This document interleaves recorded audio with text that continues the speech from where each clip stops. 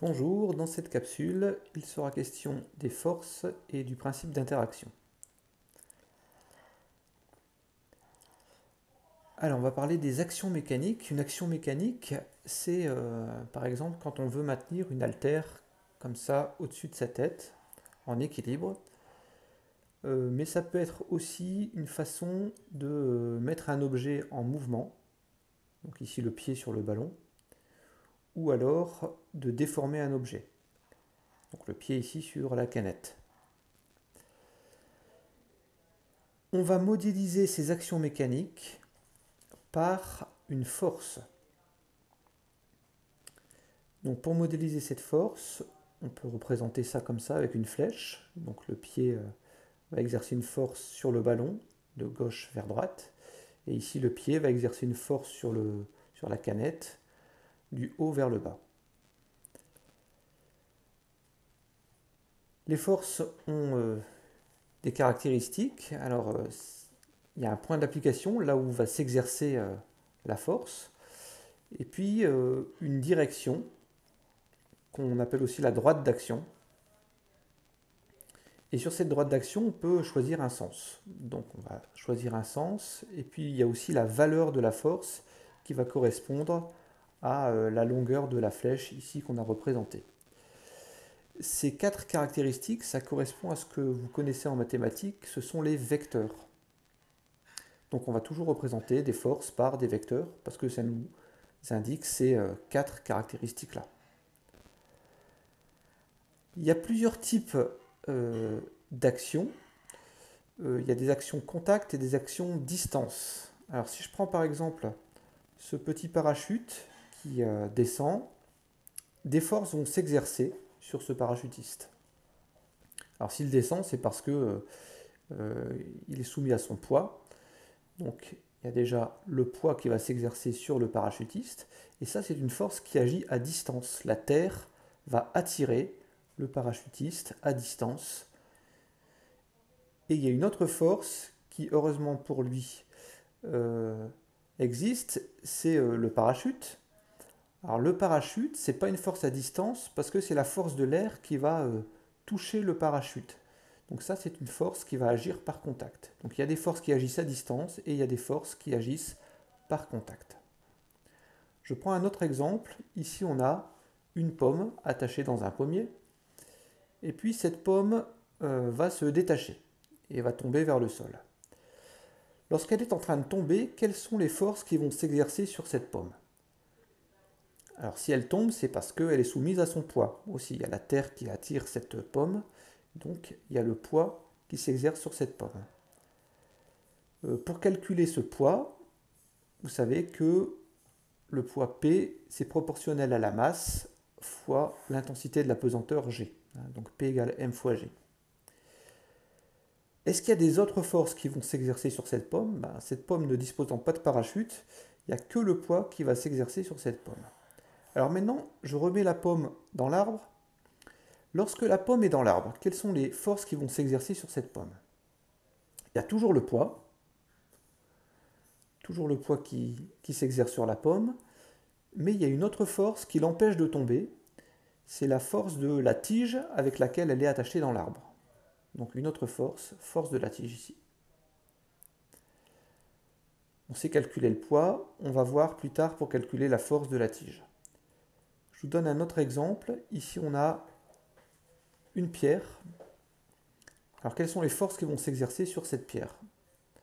Il y a le poids, toujours. La pierre est attirée vers la terre, donc le poids ici dirigé vers le bas. Et il y a une autre force qui l'empêche de tomber, c'est le personnage qui tient la pierre.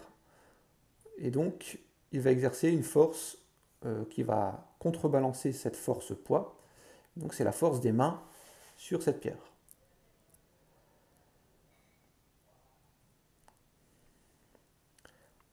On arrive au principe des actions réciproques. Alors voilà une petite image. On a un personnage qui tire sur une corde. Et puis de l'autre côté de la corde, il y a un âne aussi qui tire sur cette corde-là. Alors quelles sont les forces qui vont s'exercer ici? Le personnage va exercer une force dans cette direction et ce sens-là. on va appeler ça la force de l'homme sur l'âne, puisqu'il tire sur la corde et la corde va tirer sur l'âne. Mais l'âne, de son côté, va exercer une force opposée. On va appeler ça la force que l'âne exerce sur l'homme. Alors on va dire que les deux systèmes sont en interaction. L'homme exerce une force sur l'âne et l'âne exerce une force sur l'homme. Quand on a deux systèmes qui sont comme ça en interaction, les deux forces qui vont s'exercer seront opposées. Ce sont des forces qui ont la même valeur, mais qui seront de sens opposé. Alors pour préciser que ces deux forces n'ont pas le même sens, on va utiliser la notation en vecteur. Et donc on va noter en vecteur que la force de l'âne sur l'homme, plus la force de l'homme sur l'âne, et bien ces deux forces-là s'annulent, et donc c'est égal à vecteur 0, donc vecteur nul. Donc deux systèmes en interaction exercent des forces opposées. Si je reviens sur les deux exemples que j'avais précédemment, eh bien, on a exactement le même cas.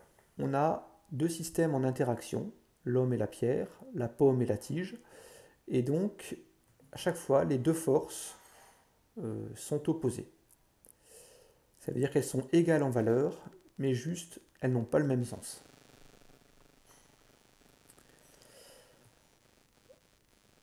J'en arrive aux forces de gravitation. Alors la force de gravitation, ça a été théorisé par Newton. Et donc ça dit que tous les corps qui possèdent une masse vont s'attirer les uns les autres.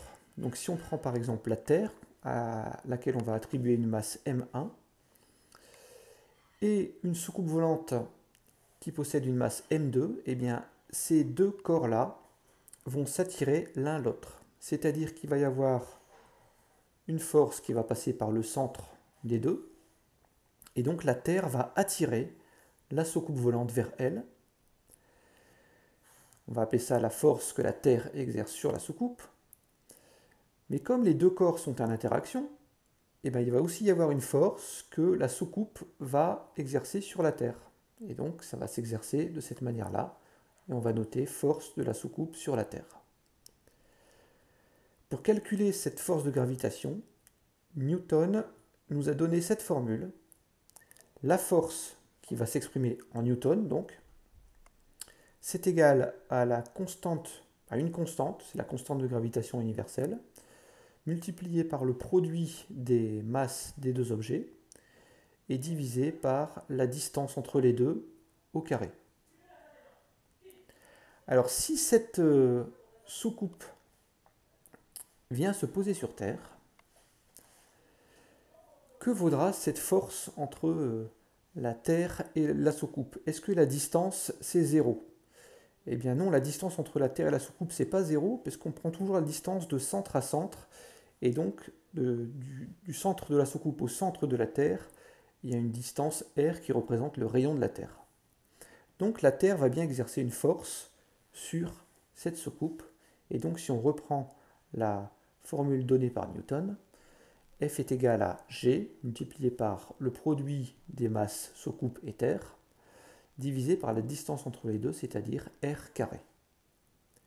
Cette force que la Terre exerce sur la soucoupe, on appelle ça aussi communément le poids.